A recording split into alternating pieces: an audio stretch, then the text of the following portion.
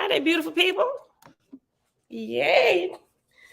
It is Friday, May the 5th. Today is my baby sister's birthday. I know she probably ain't here. She probably getting ready for work, but happy birthday to ya, TT. I'm going to tell her come watch like the first 30 seconds of the video. Love you, girl. All right, y'all. It is May the 5th, 2023, day 36 of year 5 of reading through books, laws, and prophets. Another 5-year consecutive day count. It is day 1415. Today, we're going to read chapter 4 in Owaspi, Book of Osiris, Son of Jehovah. That starts on page 132 at the top. And we're going to go, that goes all the way to page 134. Once we get done there, we're going to hop on over to the Secret Nazarite Scroll, officially known as the Holy Megillah, the Bible of the, hold on, I was on the road. The Nazarene Bible, the Essene Way. And we're going to pick that back up with the next chapter, Matriarchs and Patriarchs, the precepts of the elders and eldresses of the 12 tribes of Yesar'el. And that begins on page 223. So, Father, we thank you for teaching us harmony in all things. All right, beautiful people. Who here? Who here? Let's get a shout out to everybody hanging out in the background first. Top of the day to y'all. Y'all the real MVPs. Along with my people that speak out. Auntie Belinda Brown, beautiful Friday. Yes, to all my awesome Creative Gang family. The Nat, greetings, sis. Abigail, shalom, shalom. Kings and Queens Coaching Group, shalom. Zachary Yahoo, Yesar'el, shalom, shalom. Facebook user, joyous day. I want to say that's my cousin Nikki. I think sometimes I can tell between how they speak. I can tell who's coming from the private group. So I want to say that's my cousin Nikki, the one that said great joyous day. Let me know if I'm right, if I'm wrong. BC, Brandon Carter, shalom, shalom. Jamil, peace be with you as well, sister. Fritz, Grand Rising. All right, beautiful people. So let's get started straight away here. All right, Owaspi, page 132 at the top. Book of Osiris, Son of Jehovah. Chapter 4. Osiris lost no time, but officered Gal and established his council in hot haste, making Oti as temporary god on the throne, while he himself went forth to other regions to conquer and overturn false gods and lords. Leaving therefore a sufficient guard and council, Osiris, with a host of 20 millions, went westward in atmosphere over and above the great central northlands, where was established Watchak, a false god with another 100 million slaves to do his will. So a quick recap. So we know Osiris came down here, and the first god first false god he ran into, he was real prideful, right? What was his name? Utea, yeah.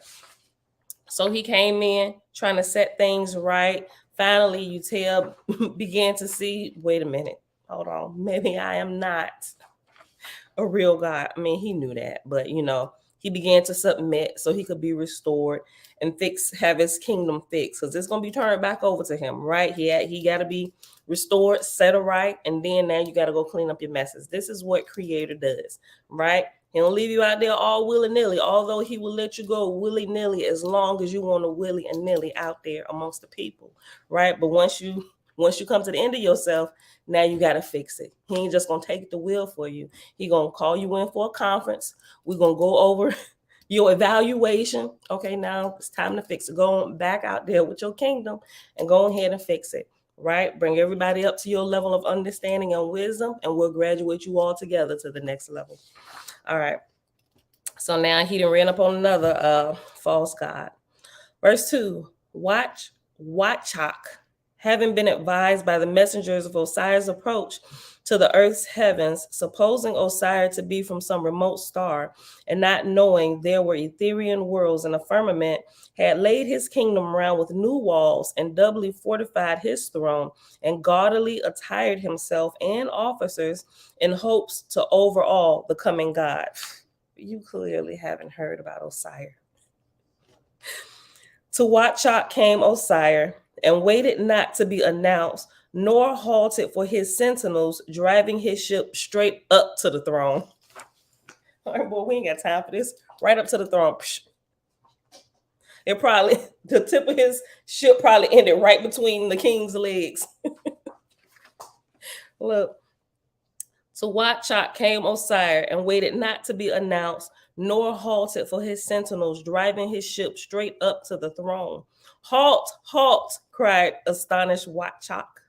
Who dares my throne profane, and all the rules of virtuous gods set at defiance? Down from thy ship and crawl on thy belly to thy sovereign God. Know thou I am great Apollo. Oh, you Apollo too? Because we just read an Apollo back there who face down on the ground right now. You Apollo too? Everybody Apollo. Okay. Know thou I am great Apollo, but Osiris designed, hold on. But Osiris deigned only to say, by what authority hast thou made slaves of Jehovah's sons and daughters to augment thine own self-glory? And not waiting a reply, alighted down before the throne, even while 1,000 or more, well drilled with him, stood in the form of a star, whereon the upper light descended in great brilliancy. Watchak was frightened and fled from his throne, and all his council with him. Then spake Osiris, saying to his host, suffer not this false god and his counsel to escape. Encircle them round about and hold them to know my will and the decree of Jehovah. Presently, the Etherians brought back Watchak, who cried out, oh, let me go. But you Apollo, you screaming for people to let you go? Show us your power, oh great one, oh great Apollo. Watchak was frightened and fled from his throne and all his council with him. Then spake Osiris, saying to his host, suffer not this false god and his council to escape. Encircle them round and hold them to know my will and the decree of Jehovah. Presently, the Etherians brought back Watchak, who cried out, oh, let me go. Take all, but let me go. What am I to thee? Osiris answered him, saying, such hath been this. Hold on. Osiris answered him, saying, such hath been the history of these heavens. In ages gone, the usurping false gods were suffered to go their way, leaving their former subjects helpless on the hands of the Etherian host. That day is past. Let me highlight this.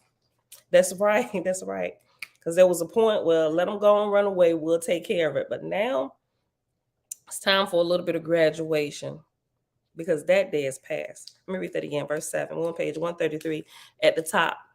Elijah, blessings, just me, blessings, blessings. Osiris answered him, saying, such hath been the history of these heavens. In ages gone, the usurping false gods were suffered to go their way, leaving their former subjects helpless on the hands of the Etherian host. That day is past. I am come to make such gods know that their fate and responsibilities rest on the decrees of a higher one, even the Creator Jehovah.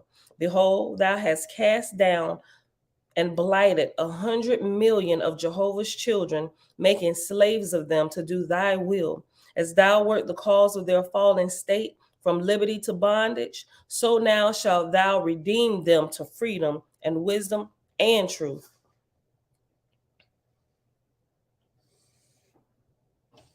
It's time for you to fix your messes and help restore them.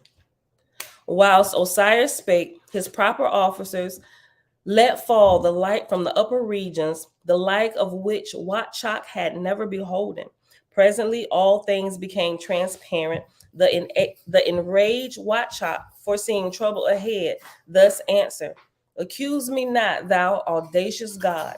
These my counsel urged me hundreds of years ago to my course. Now we passing the buck, we passing the blame. Go ahead, son. You about to scoop ice? You want to scoop ice? Okay. No. Oh, no ice? Okay, I keep going. Accuse me not, thou audacious God. These, my counsel, urged me hundreds of years ago to my course, and only for the favor they might remain my closest advisors. I was their tool, and if thou desirest justice, make them to feel the sting of repentant labor. Let them have my slaves. I want them not. I have been the most honest, upright God. Oh, the blasphemy coming through his lips right now. You've been the most honest, upright God. And Trina, hey girl, hey. And now, what you just say you won't get no ice?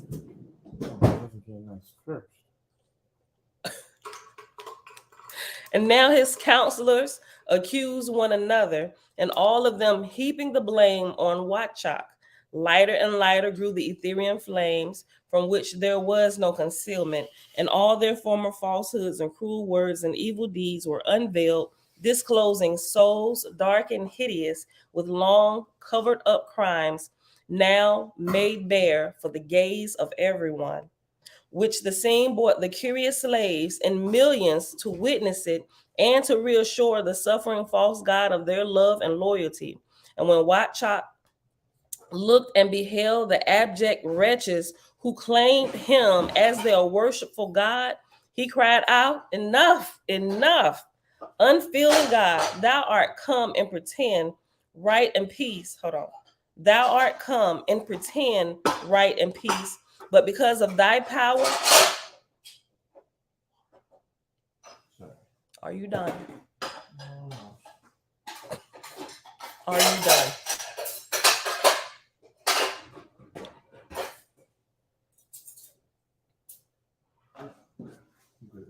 You good?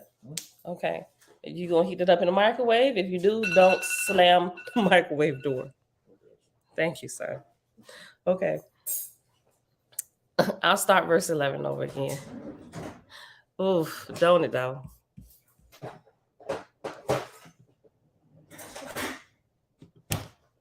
Look. Verse 11, page 133 at the top. The which scene brought the curious slaves and millions to witness it and to reassure the suffering false. Hold on. My whole eye skipped a line. My eye skipped the whole line. The scene which brought the curious slaves and millions to witness it, and to reassure the suffering false god of their love and loyalty. And when Watchak looked and beheld the abject wretches who claimed him as their worshipful God, he cried out, "Enough, enough, unfeeling God! Thou art come and pretend right and peace, but because of thy power, executest on me and my counsel torments more terrible than I ever gave to slave of mine. Know thou, I am Apollo." To which Osiris answered, "What are names to me?" With that, Osiris, by the waving of his hand, caused his host to cut aside the false god's throne and all its glittering gems scattered abroad, relics for the multitude. And now 3 pillars of light shot up and stood beside Osiris and his attendants, the which took all the strength and courage out of Watchak and his confederates, and they crouched down at Osiris' feet. Osiris called Itu, saying, "Take them without and hand them over to their slaves a while." And Itu and his guards gathered them from the light and bore them hence. Quickly now Osiris officered this newly conquered place in heaven and called it Autat, Autat, Autat, signifying foundation of perishable laws, and on a new throne appointed Lucy as temporary god, giving him a council of 1,000 Ethereans.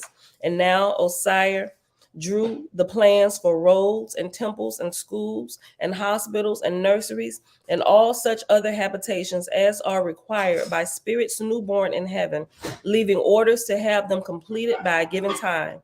Next, Osiris ordered the divisions and selections to be made in the now scattered hosts of atmospherians and to have them all arrested and put into their proper places. These things he left in the charge of God, Lucy, to be carried out. Far out on the plateau, Itu and his attendants carried Watchak and his confederates, followed by 40 million of his former slaves. There, Itu left Watchak and his people, and Itu and his attendants went aside to witness whatever should transpire. Like, bro, put them out there with them. Let the slaves have them a bit. We're going to sit back with they popcorn and stuff, see what's going to happen. Let's see what they do to them. That's what I would have been doing, sitting back. I crossed my legs with my popcorn, watching the scene. Doing all of this. Hold up. I think I know what type of person I would think. I would probably not live nowhere near these people because they would bury us. Hopefully, you would be a righteous God, because that's how we raise them. Young king. Until they step foot in my territory. Or then you got to learn how to deal with the shenanigans as a righteous king would. Rule as Osiris. I mean, he ain't take no crap, but he was fully righteous through and through. Look, it's like this. I might have qualities of, oh yeah, you can rule, but I won't. You want to know why? Because I have my meter of dealing with people's shenanigans is this big. No. Well, I'm going to death penalty everything. Because everybody's just like he said he gonna death penalty everything, bro. Yes, I'm gonna be a tyrant for a time because Uncle JB, shalom. Did y'all just hear this? Straight tyrant. I'm being so serious. Listen, you know the tyrants get thrown in the hell not by creator, by their own people that they were tyrannizing. Is that how you say it? Wreaking havoc upon. They were spreading tyranny. But here's the thing. They messed up once they told me hell isn't forever. So I could just bounce back within a month. You know what? See, it's ninjas like you. See, that's the thing. Oh, we ain't gotta stay in hell forever. Party hard, let's go. See, that's why you can't tell people that sometimes. Oh, so we don't burn in hell forever. Yeah, no, y'all so we can do whatever we want to do. Y'all messed up telling me that. Like, seriously, what does that say about me as a mother? Well, I would never do that because me, myself, I have a kind heart when I want to. But I mean, no, just dealing with that, just all them people, just no, like, think for as yourself. You grow older, I don't know. Some people don't ever develop patience. I don't know. You just gotta. I got patience. You know what helps you develop patience? What? A wife. You know what else helps you develop patience? A child. You know what helps you develop patience even more? Multiple children with your wife. I'm gonna say this. So may you be blessed with a tribe, just like I have been. Ooh, that'll give you a lot of practice to work that out. To work out your own soul salvation. Look, little Nikki. Because I started seeing, like, I really started getting older and looking at kids. I'm like, y'all are just barbarians. Look, even though Waspy talk about, you remember that portion? I think it's in Shalom, in the book of Shalom, right? Where it was saying the best people to raise children, would it be the actual parents or somebody who has no children? I'm like, hands down, it would be the parents. But Jeremiah, he actually came in on that morning. He said, no, parents shouldn't. No, it need to be somebody without kids because they don't be listening to y'all. Like the boys, they have listened to you. You tell them to go do something. And when I go in there or dad go in there, I'm like, well, dang. I guess because I be cutting them slack. And we, and so people with no children, sometimes they don't have any patience, for the foolishness. And we just kind of, we learn how to tune them out. At least you get around, they shut up. The teacher get around, they shut up. And at the end, they come to you like, Mom, she was this. Like, yeah, my sister Alicia, she said, I'll be the mean auntie. They'll wait until they leave. And I'm like, dang. I need to get it together. We going to Aunt Pam's house. Look. I'm like, wait a minute, hold on. I don't know if I should take that as a compliment or what. I don't let y'all do anything over here. Look, guess who's gonna be the first one to come up to you? I don't think so. Guess who's gonna be the first one to come up to you? Who? Zay. Off. Zay is a whole another type of ball game. My 8-year-old child. We thought Bella was spoiled. Zay takes the cake. I don't know what we missed up on. He is worse than you were. No, he wasn't. Yes, probably. But y'all know all the stories I tell y'all about Jeremiah. I'm like, oh my God, I gotta relive this again. What have I done? My patience, my whole anger. He just walk around here mad. I don't like nothing, nobody. Whoever walk in our house, I'm fighting. Anybody that know my Isaiah, my Aunt Tina. The one with the pace in her heart. As soon as she walked through the door, he got Nerf guns for her. I'm like, no. I'm like, don't do that. But she loves it. But what's crazy is I'm like, well, be all extra careful. You know, she got a pace in her heart and stuff, and she running through the house with him. I'm like, oh, y'all gonna make me. I need to sit down somewhere. You know what? Listen, look, just call 911. Look, okay, let me get back to this. Hold on, we got like a couple more sentences. Hold on, verse 14. Next, Osiris ordered the divisions and selections to be made in the now scattered hosts of atmospheres, and to give them all, and to have them all arrested and put in their proper places. These things he left in charge of God Lucy to be carried out. Far out on the plateau, Itu and his attendants carried Watchak and his confederates, followed by 40 million of his former slaves. There, Itu left Watchak and his people, and Itu and his attendants went aside to witness whatever should transpire. At this stage, Osiris departed with his ship and steered southward over the land of Shem, coming to a place in the lower heaven called Vrabahaj, signifying resplendent. Hold on, let me read it over. At this stage, Osiris departed with his ship and steered southward over the land of Shem, coming to a place in the lower heaven called Verbaj, signifying resplendent, where ruled the false god Davus, who had 800 million slaves and 1,000 lords and 10,000 governors. And even as Osiris rushed in headlong upon the other false gods, so came he with his fire ship into the great city of Brahaj. At this time, the largest city of the lower heaven, Davus had been warned by his sentinels and so came to the front of his capital just in time to see the fearless Osiris alight on a piazza in front of the council house. And in the middle, well, actually towards the end of verse 16, after Davus, is actually referenced to letter A. So go to the back of the book of Osiris.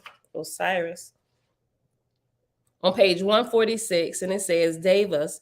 In the English translation from the Vedic scriptures, this god is spelled the same, Davus, Daveas.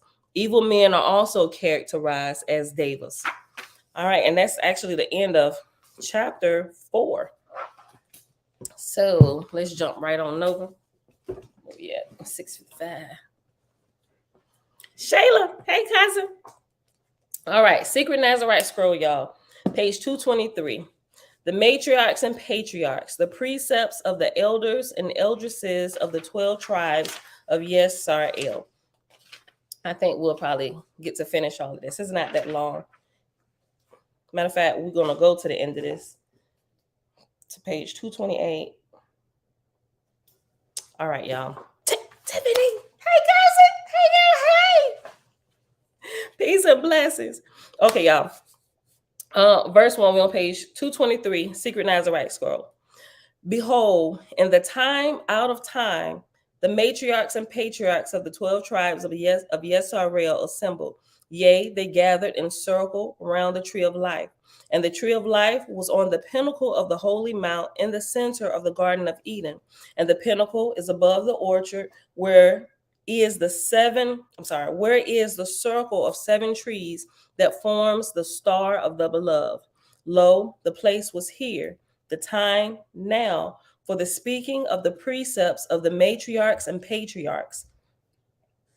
Behold, the lamb and dove had counseled with each Zikna and Zaken. And after Zaken is reference number 1. And at the bottom it says Zaken, Zaqen, means elder, and Zikna, Ziqnah, means eldress. As described in the Bahir Shabbatayim section of this Bible, each of the 12 tribes is headed by a Zaken or a Zikna appointed by the Yair, or an elder and an eldress. Behold, the lamb and dove had counsel with each Ziknah and Zakin of the 12 tribes of Yesar'el, and told each to speak 7 precepts. And the 7 precepts spoken by each matriarch and patriarch are the precepts of illumination for the way of their tribe.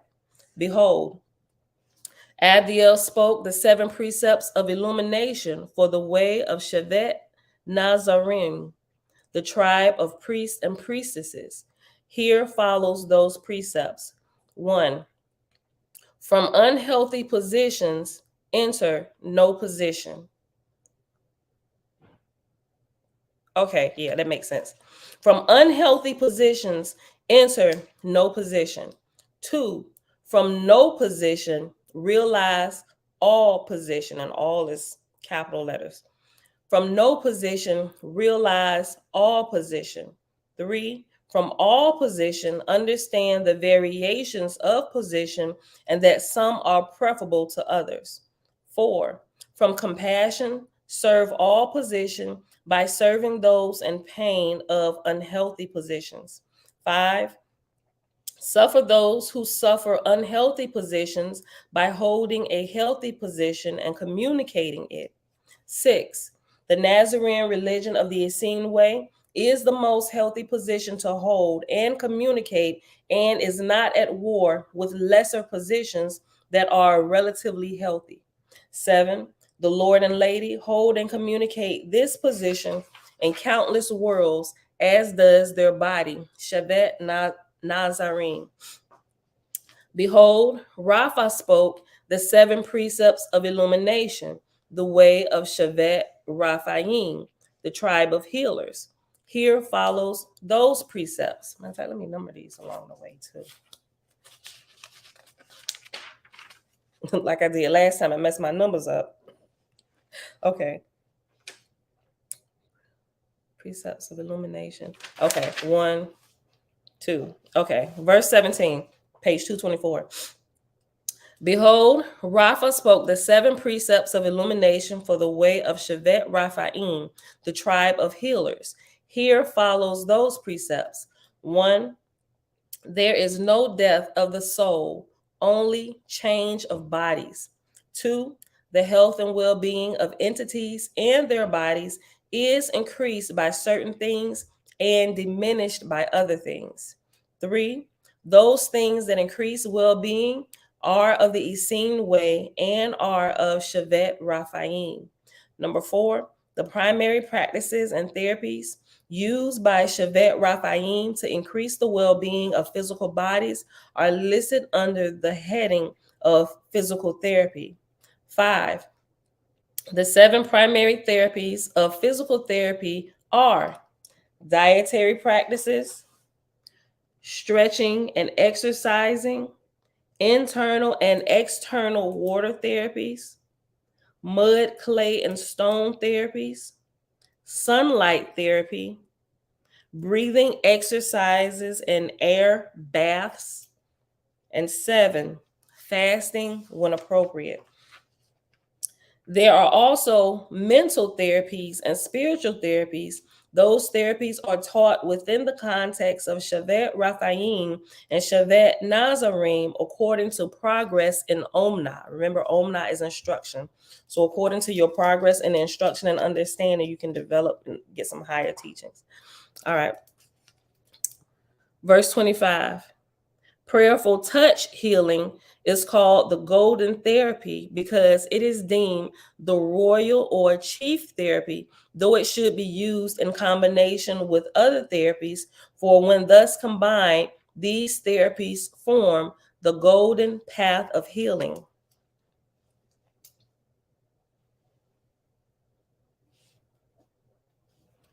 Verse 26.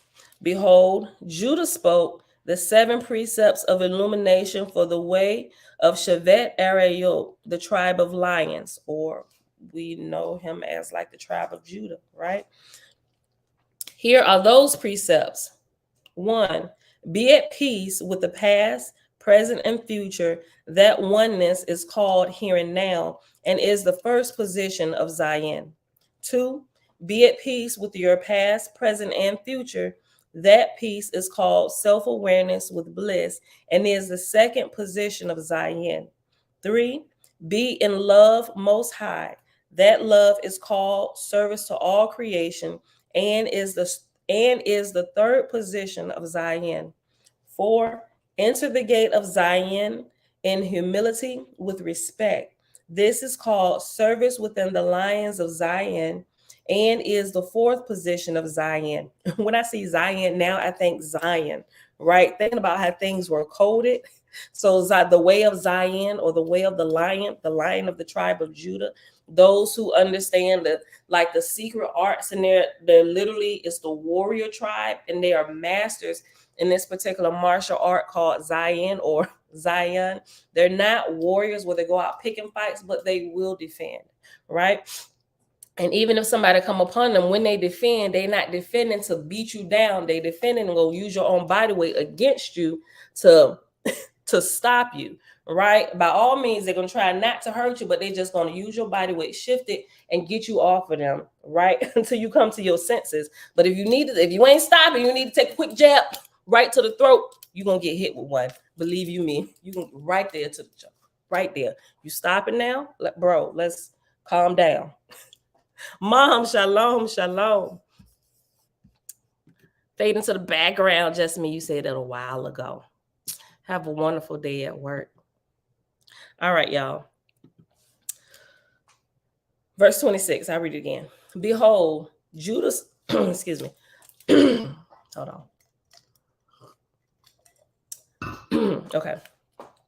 Behold, Judah spoke the 7 precepts of illumination for the way of Yesar'el, the tribe of lions. Here follows those precepts. 1, be at one with present, past, and future. That oneness is called here and now and is the first position of Zion.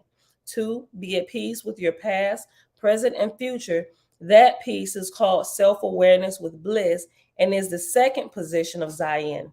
3, be in love most high. That love is called service to all creation and is the third position of Zion. 4, enter the gate of Zion in humility with respect. This is called service with the lions of Zion and is the fourth position of Zion. 5, grow in wisdom through Omnah. This is called progress and is the fifth position of Zion. 6, be a trustworthy friend within the lions of Zion. This friendship is called proven loyalty and is the sixth position of Zion. 7, be a master of Zion. This master is called Zion and is the seventh position of Zion. Behold, Shira spoke the 7 precepts of illumination for the way of Shevet, Shirim, Va, Davarim, for the tribe of songs and words. Here follows those precepts, and this is the fourth tribe. Verse 37, 1, be in joy. 2, joy is contagious. Be thus contagious. I think I might have that one down, y'all. 3, joy is positive. 4, positivity can be likened to lightning. Ooh, I ain't never heard it that way before. Positivity can be likened to lightning. It brightens darkness and illuminates the way.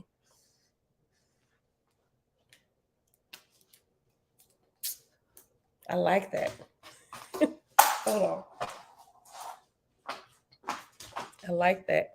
Positivity can be likened to lightning. It brightens darkness and illuminates the way. 5, the best words in music are joyful and positive. 6, write and sing praises unto Jah and Elohim. Yea, repeat their holy names.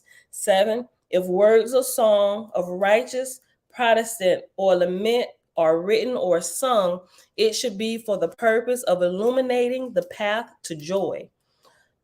Behold, Elzabad spoke the 7 precepts of the way of Shevet Rekushim, the tribe of gatherers of materials. And this is the 5th tribe. 1, be prudent. 2, have compassion for all living entities. 3, have compassion for natures, even the rocks and soil.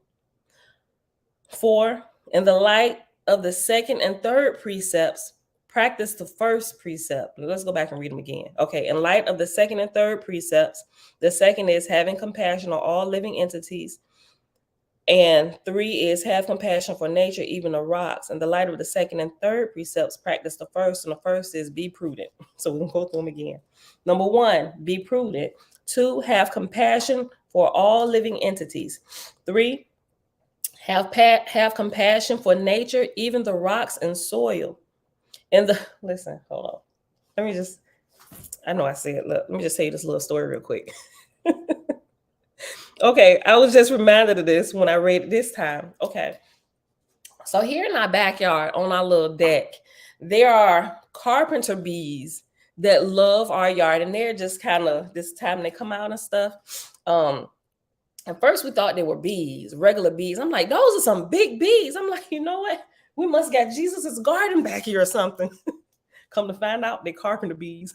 They're gonna bury up under the deck and stuff, and they the ones that drill them perfectly round holes in your wooden deck, right? If you go look at it, look like somebody actually took a perfectly round drill bit wide enough and drilled through. No, these are carpenter bees, right? And I'm like, well, first of all, this is interesting.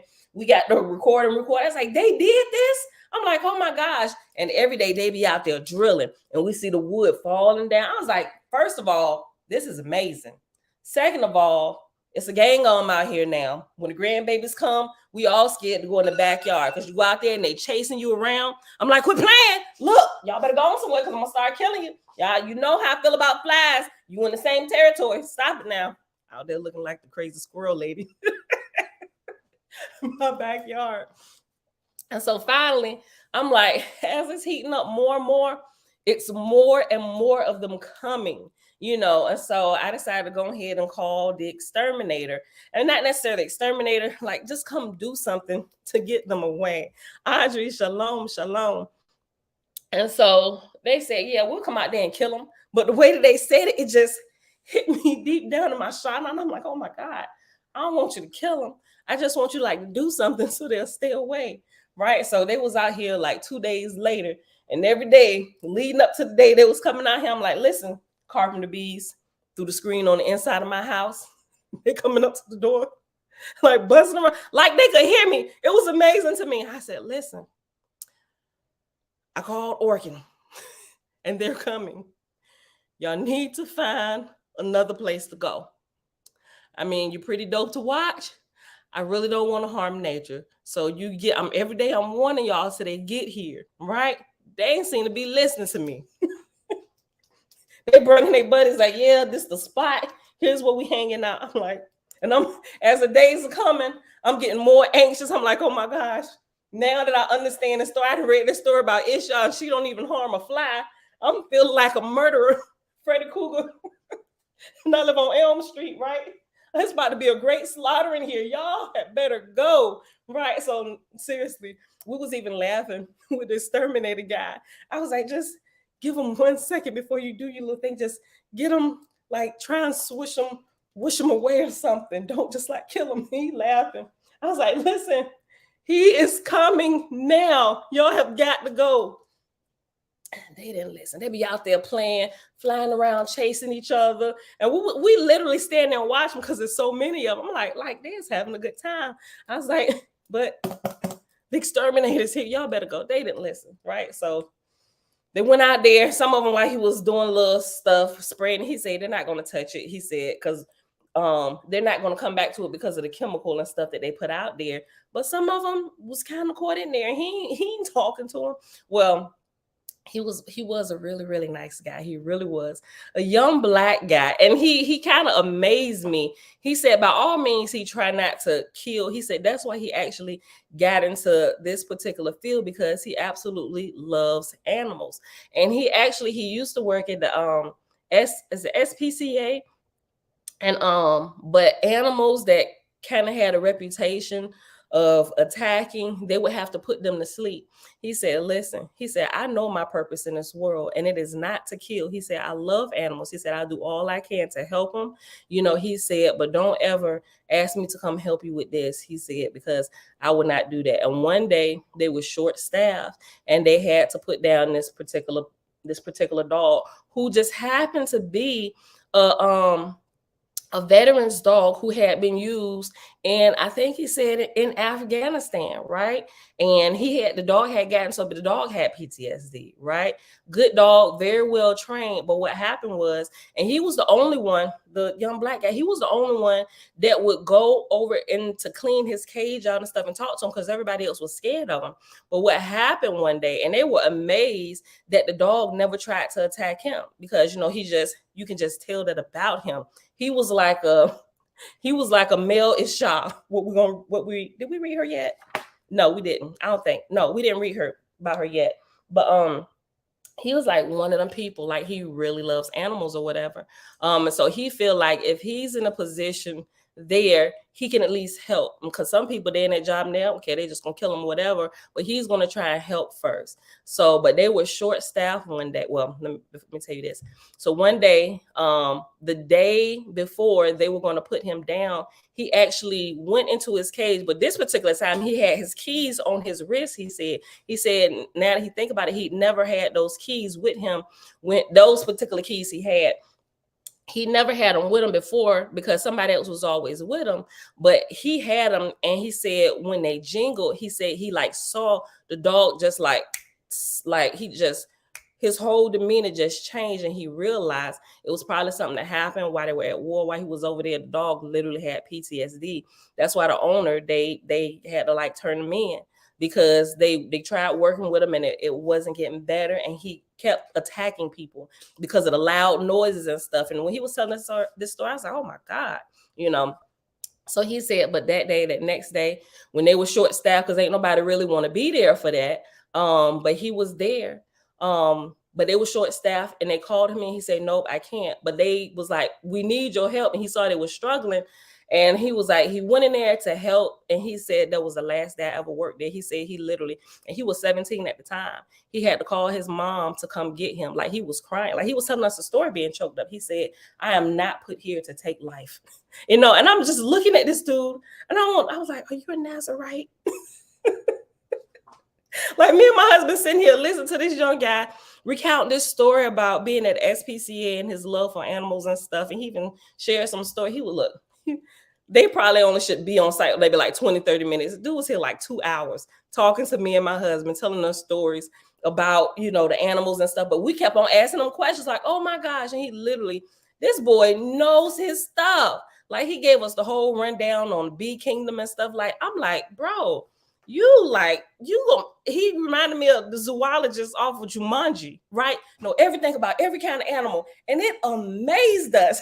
I was like, Isaiah, because Isaiah is like, even though he mean and want to fight everybody, he's an animal person too. So he looks into all the different type of animals and what animals have bones, what type of bones, what size of bones. And this animal, Isaiah, is like that. So I'm just like, bro, you is the zoologist off of Jumanji. He was giggling.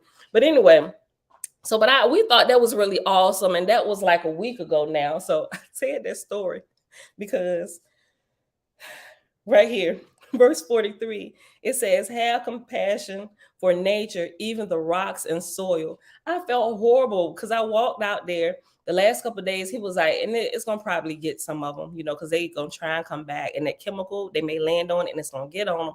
And sure enough, it was like 10 of them. They died like right there on the deck. And every time I saw them, oh my God, I'm so sorry. I hope y'all not waiting for me in the afterlife. All these carpenter bees. Sis, you finally here, huh? Mm-hmm. You remember that day? Like, listen, I tried. Didn't I tell y'all for days? I warned y'all. I'm gonna be out there. Listen, y'all coming to get me now? What about them carpenter bees? Have they forgiven me yet? Y'all, let me finish this. Okay. Look, okay. Let me just go back. Verse 44. Behold,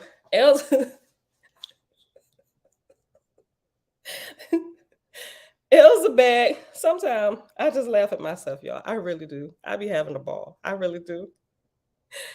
Behold, Elzabad spoke the 7 precepts of illumination for the way of Shevet Rekushim, the tribe of gatherers of materials. Here follows those precepts. 1. Be prudent. 2. Have compassion for all living entities.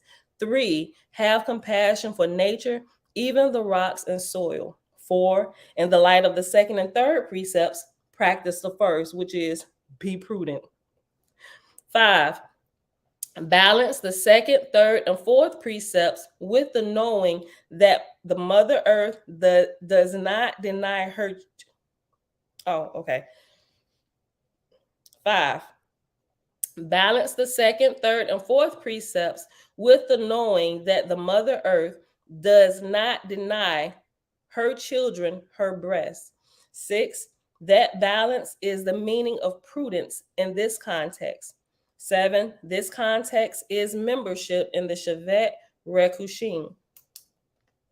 The 6th tribe, verse 53. Behold, Adam spoke the 7 precepts of illumination for the way of Shevet Ikarim, the tribe of farmers. Here follows those precepts. 1. The true farmer is a good alchemist. 2. A good alchemist understands the principles of mixing elements, but practices that art in prudence. 3. The prudent farmer mixes the elements of life, such as sun, air, water, soil, and seed, and abstains from the use of harmful chemicals. From harmful chemicals. Still thinking about the carpenter bees. Hold on. The prudent farmer mixes the elements of life, such as sun, air, water, soil, and seed, and abstains from use of harmful elements. 4. The good farmer improves good soil and brings dead soil to life. 5. The good farmer rises early according to the rhythm. 6. The rhythm is the heartbeat of Mother Nature. 7. The good farmer dances at work. And we got the next one, verse 62. Behold, and this is tribe 7. Behold, Ada spoke the 7 precepts of illumination for the way of Shevet Omanim, the tribe of artists and crafters. Here follows those precepts. 1. Let your work reflect beauty. 2. Even practical pieces of work can be beautiful. Yea, a simple jug without adornment is beautiful if made with love. 3. With love, arts and crafts birth worthy products for the community. 4. Without love, arts and crafts birth trashy merchandise. 5. Embrace the love and wisdom.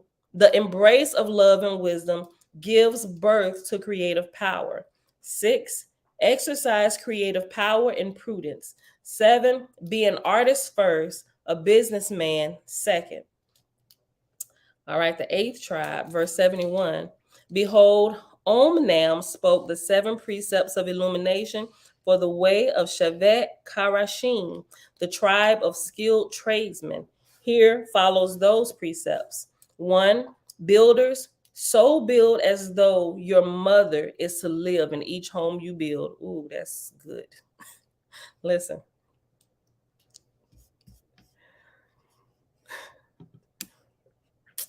Dana, what he do with the carpenter bees after they get caught in the trap? She said Devon made a carpenter bee trap. Make you one. What'd he do with them?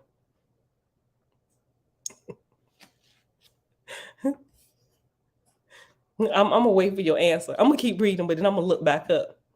It's just tea with a little honey, right? That's what we're giving here. Just tea with a little honey, right? Do y'all realize what my name means? What Pamela means? Sweet as honey, right? It's just tea with a little bit of honey. That's when I saw that part. I was like, oh, this has got to be my theme.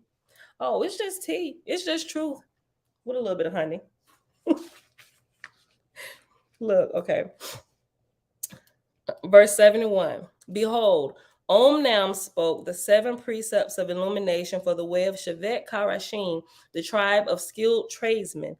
Here follows those precepts. 1. Builders. So build as though your mother is to live in each home you build. 2. Masons. So build as though your daughter will skip upon the walkway you build. Ooh, you better make sure you ain't building no shabby work. Because if little sis go down, bro, you're going to lose your cool. Look, that's an amazing way to build. Build it like your own family is going to live in it. And what's crazy is some people build it, they use the cheapest products, and they turn out shabby work, but they wouldn't dare build that for themselves, right? That is I hate that. I absolutely arbor that. Okay, 74. Masons. So build as the look, hold on, let me just tell you another story real quick.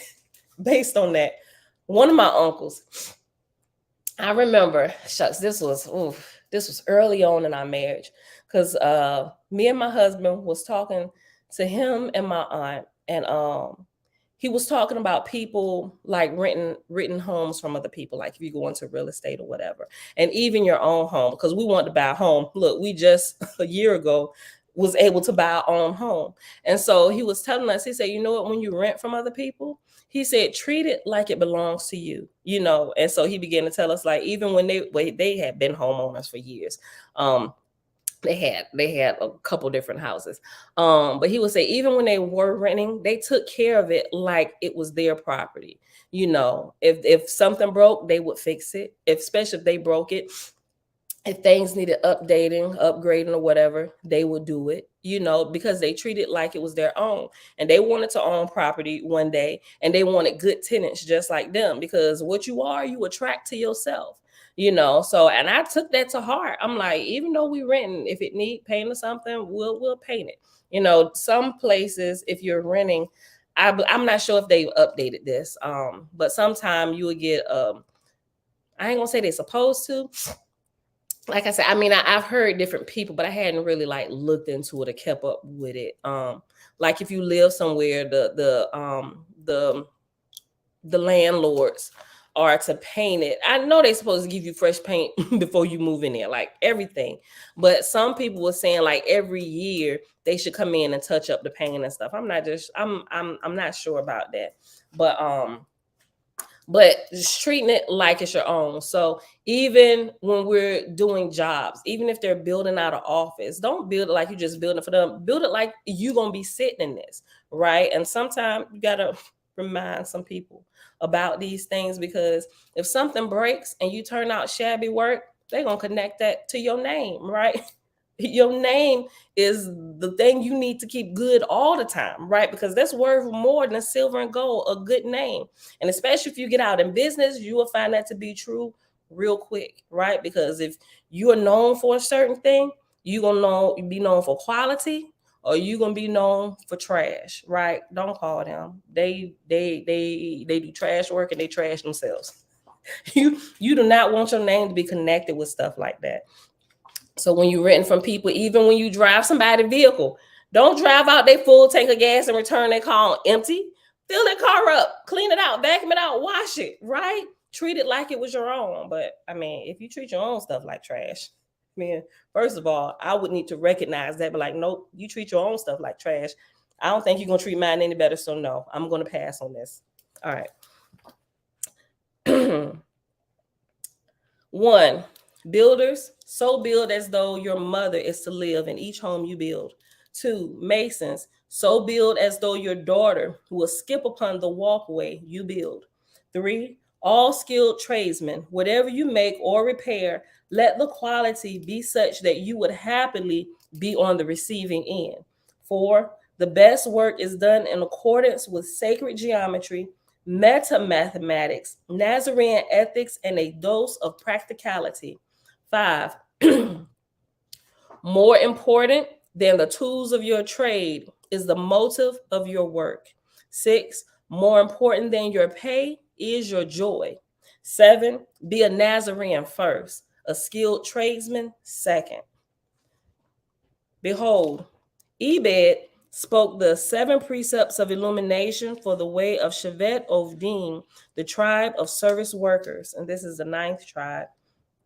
Verse 81, Here follows those precepts. And we're on page 227 in the Secret Nazarite Scroll, Holy Megillah.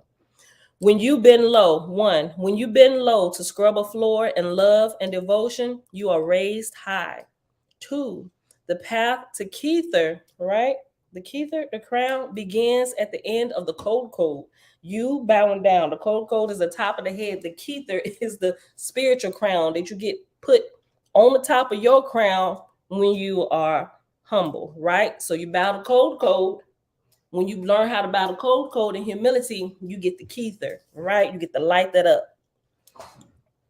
The path to Kether begins at the end of code. 3, if the humble servant boasts of his humility, he is not humble. Y'all ever hear people say, I'm the most humblest? Nope, you not. Just stop right there. Humble people don't tell you they humble. People who have certain characteristics don't go telling you they have these characteristics. They don't be like, yes, no, you're not. Because your life would be all the words we need, because we can see it in action consistently all the time. You'll never have to utter it. You ain't never got to hype yourself up. Verse 84, if the humble servant boasts of his humility, he is not humble.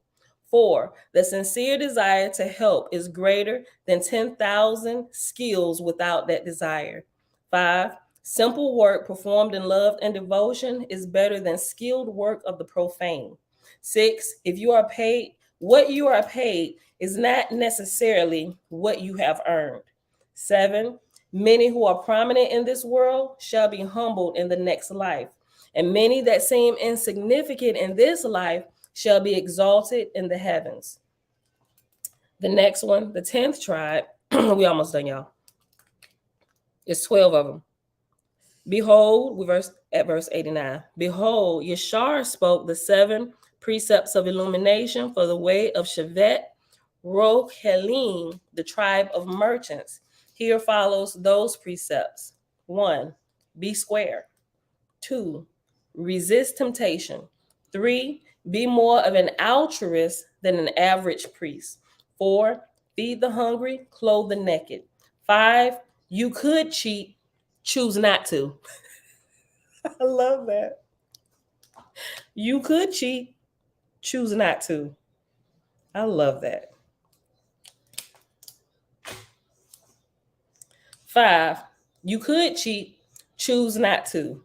6, the idea that your occupation is not spiritual is absurd. 7, love your customers. 11th tribe, behold, Rhea spoke the 7 precepts of illumination for the way of Shevet Roim, the tribe of shepherds. Here follows those precepts. 1, contemplate the word share.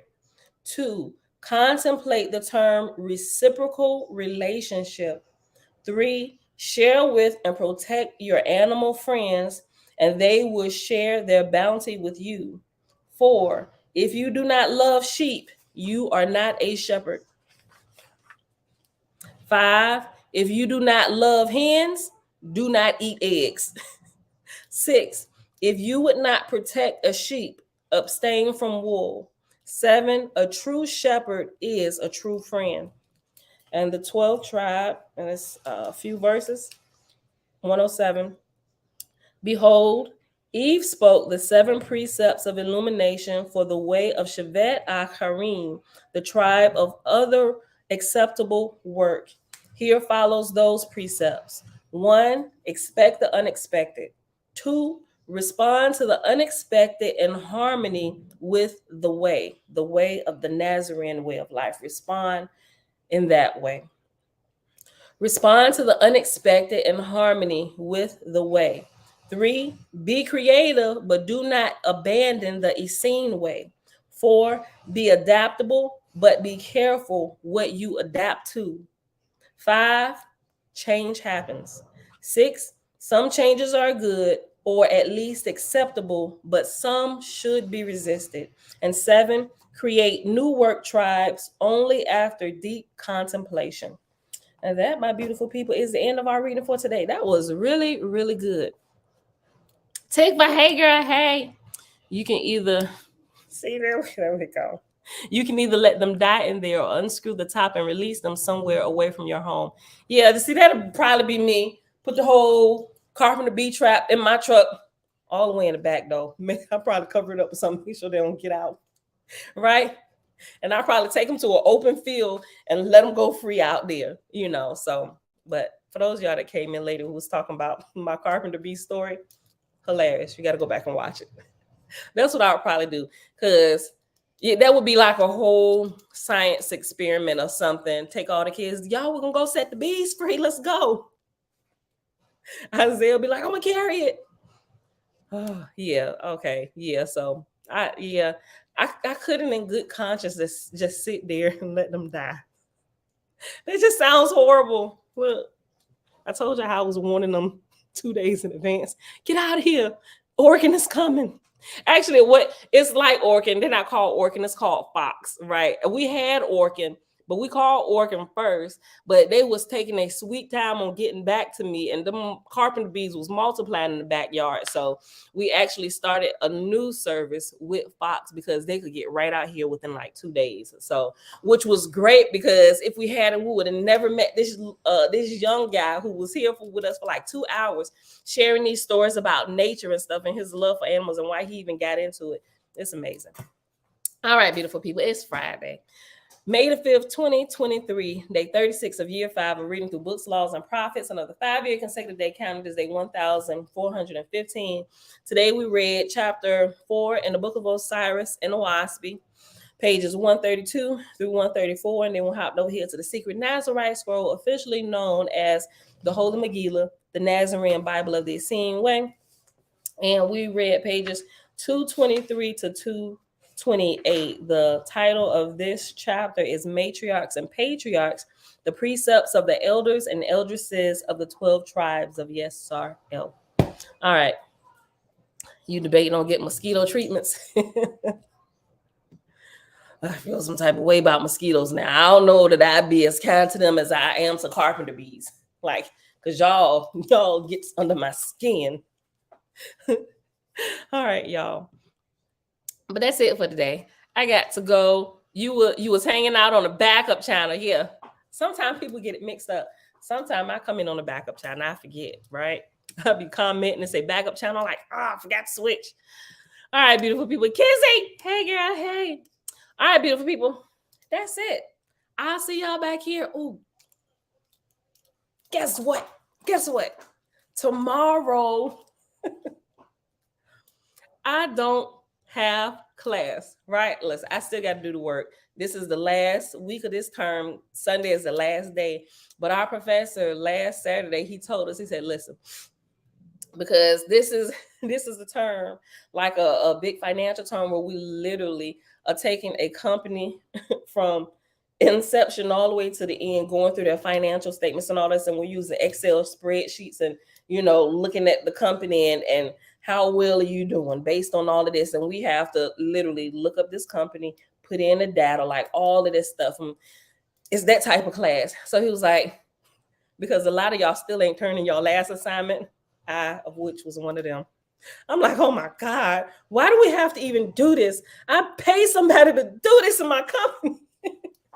So I'm pissed at the assignment and stuff. I'm just like, ugh. So, but I said all that to say, he gave us tomorrow off from class. So we could spend about 2 hours. We can take that time we haven't been able to do for a little while since I've been back in school. So we can do that tomorrow and Sunday. But for the rest of the time, I'm gonna be working on schoolwork, y'all. So just remember that this weekend. Y'all be trying to call me and stuff. I mean, because if y'all call me, I'm gonna answer. And then we're gonna be talking. I'm still trying to get my time schedule under control, right? But I can't pass up a good conversation with the sister. So just remember that, right? Help me, help you. Help me. Just remember that. This is the last weekend, okay? I love y'all. All right, so we out of here. I see y'all back here tomorrow morning, 7:30, bright and early, Eastern Standard Time. Peace. But I see through you.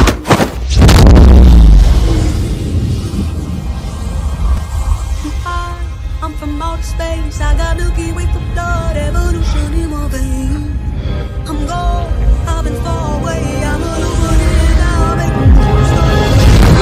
What did you just do to me? I pushed your astral form out of your physical form. What's in that tea? Psilocybin? LSD? It's just tea. With a little honey. What just happened? For a moment, you entered the astral dimension. What? A place where the soul exists apart from the body. Why are you doing this to me? To show you just how much you don't know. Open your eyes. Been dreaming about dying for a long time. I had a vision from the birds, they want a cold sign. What's happening? This isn't real, this isn't real, this isn't real, this is... Dreaming about dying for a long time. I had a vision from the birds, they want a cold sign. His heart rate is getting dangerously high.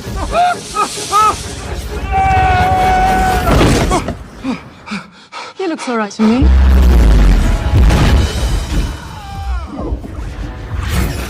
You think that this material universe is all there is? I don't need gravity, I need What mysteries lie beyond the reach of your senses? Existence. Mind and matter meet. Thoughts shape reality. I don't need gravity, I just need growth.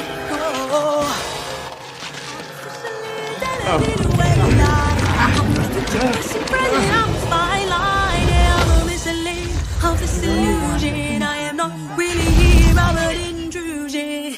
I don't swim or sink, I just float. Some benevolent and life-giving, filled with malice and hunger. Dark places where powers older than time and waiting.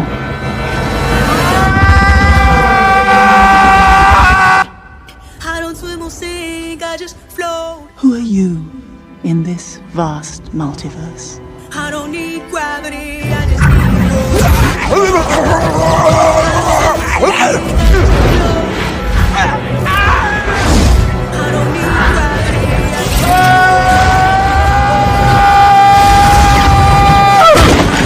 gravity, I just need growth. Have you seen that before in a gift shop?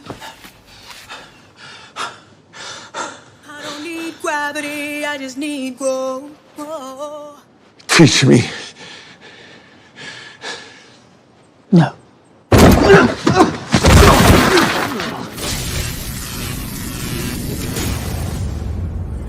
It's an earthquake rumble. I won't ever ever fall, never stumble. And I don't need to be humble. Break down walls like Jericho crumble.